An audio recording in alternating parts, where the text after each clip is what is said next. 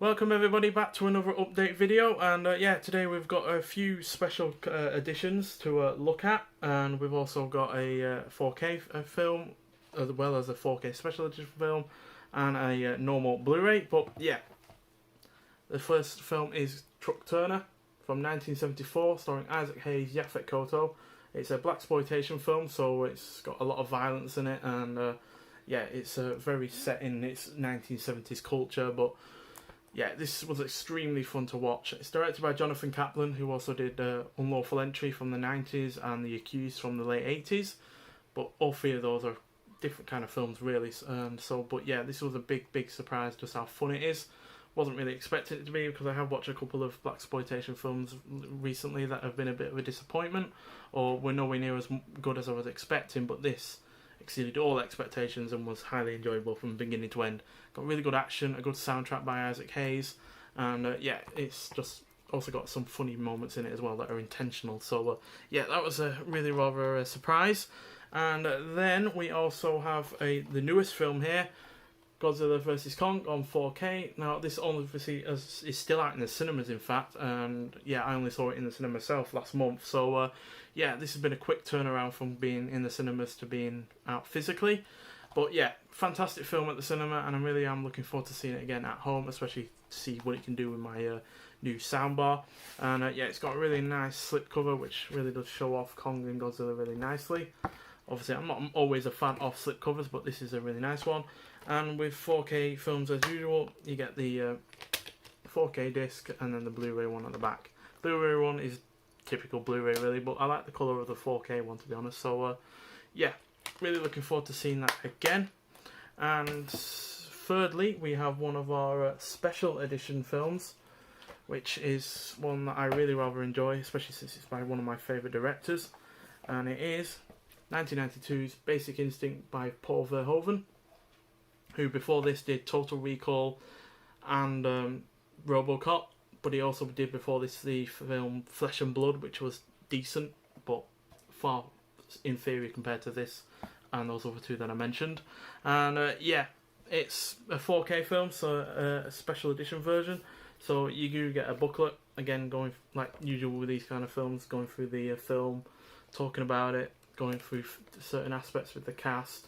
And yeah, it stars Sharon Stone, who was a relative unknown at the time, even though she was in Total Recall a couple of years before. She wasn't, top billed or anything like that. Obviously, Arnold Schwarzenegger was top billed, but she was still a relative unknown by the time this came out, and it was pretty much a make or break career move for her, because she even admitted that if this film wasn't a success, then her career may well have been over. But yeah, it's a fantastic neo-noir mixed with erotic thriller kind of film. And yeah, it comes with art cards and a poster, so let's just show off the art cards first. There's Michael Douglas. He's a cop on the hunt for a killer, and it may or may not be Sharon Stone. And there they are embracing each other. It is with an ice pick, and with Michael Douglas in the background. And this is part of the famous interview scene, which has been parodied before and other stuff.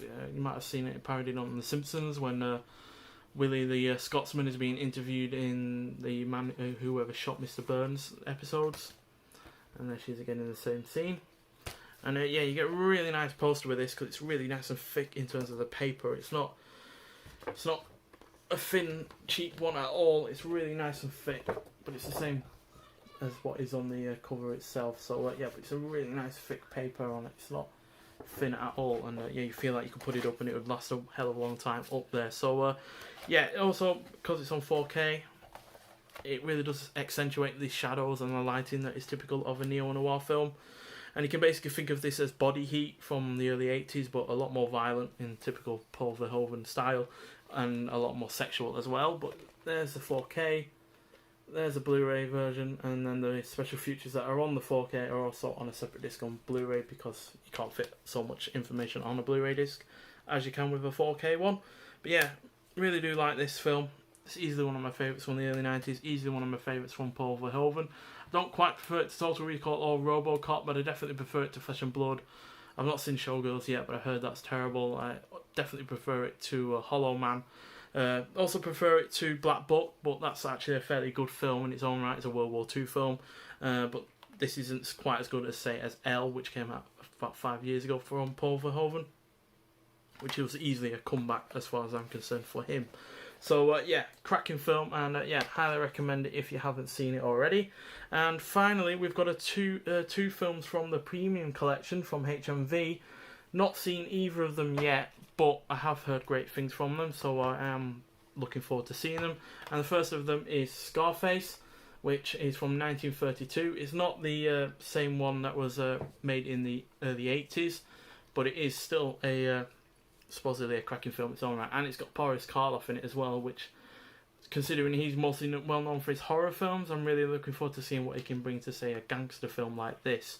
And yeah, it's also interesting to note that this is rated a 15, which is highly unusual for a film of this time. A lot of them that I've got anyway are PG or a 12 at most. Not seeing one that is a 15, so I am looking forward to seeing why it's that highly rated. It does say on the back infrequent strong language, but infrequent strong language doesn't necessarily mean a 15. I have had strong language films before that have been a 12, so yeah, it must surely have some violence to it or whatever, but either way, looking forward to it. And with these premium collections you get art cards and a poster. But first I'll just show you the inside of the case, because unlike some of these premium collection films, you do actually get a slightly stylized disc with a picture in the back. And yeah, art cards as usual with these are nicely done. So there's one of them, a guy shooting out of a window, and a guy being wounded by the looks of things. What I like about these art cards is they don't necessarily give away a massive amount of plot, but they are nice to have a look at. And there's a woman, not sure what her point of role is in this, and there's two characters having a bit of a jostle, and it has Scarface on the back as well if you just wanted that. So that's nicely done. And the poster itself is a little small. It's a lot smaller than I'm used to with these films, but I think it's because this film was re-released in 1979 or around then, because as you can see it is quite small. But if you see here at the bottom, it does say 1979 on it. So I'm getting the impression that this was re-released at some point in the 70s, and that's just a recreation of the poster that they had at that time. And finally, we've got a World War II film from John Ford, starring John Wayne, and it's They Were Expendable, which I've never seen before.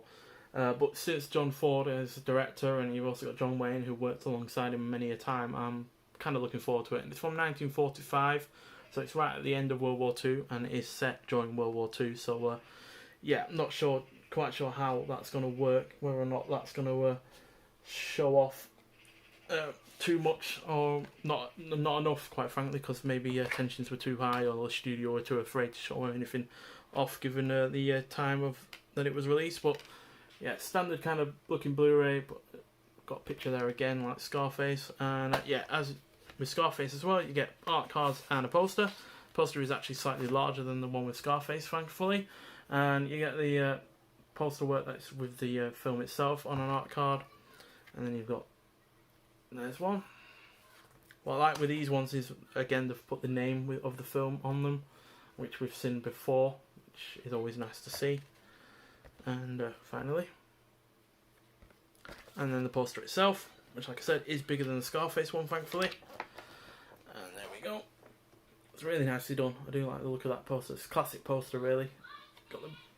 You get your cast, you got your director.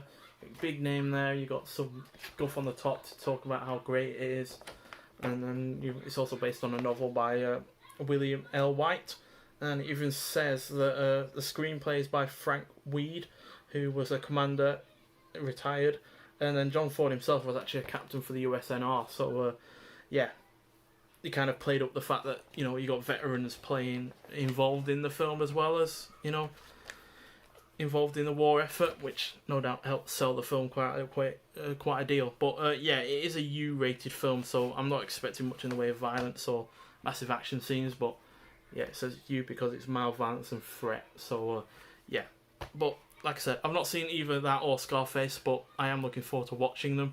Like I said, I've also got a box set that I will be looking at on Wednesday with you guys. But since I've only seen 3 of the 5 in that box set, I want to see them all before I review it for you. Especially since it's a box set that is currently out of print. They only made 2,000 of them, and I luckily got one of them off of eBay. But yeah, it's out of print, so it's highly unlikely you'll be able to see it yourselves, but maybe you'll be able to get the films individually or not. I have seen at least 2 of them that are available individually on Blu-ray, so yeah, but either way, you will see that on Wednesday, and yeah, I look forward to it because it's by a director and screenwriter that we have seen stuff from before. It's Samuel Fuller, and yeah, we've seen an Indicator box set from him before, but all of those films in the Fuller Indicator box set weren't necessarily directed by Fuller. At least 2 or 3 of them were written or had the story from him, whereas with the box set I've got from eBay, all of 5 of them were directed by him. So yeah, it's going to be interesting to see his directorial efforts over the course of 6 or 7 years. But nonetheless, thanks for watching, and I'll see you in the next one. Bye.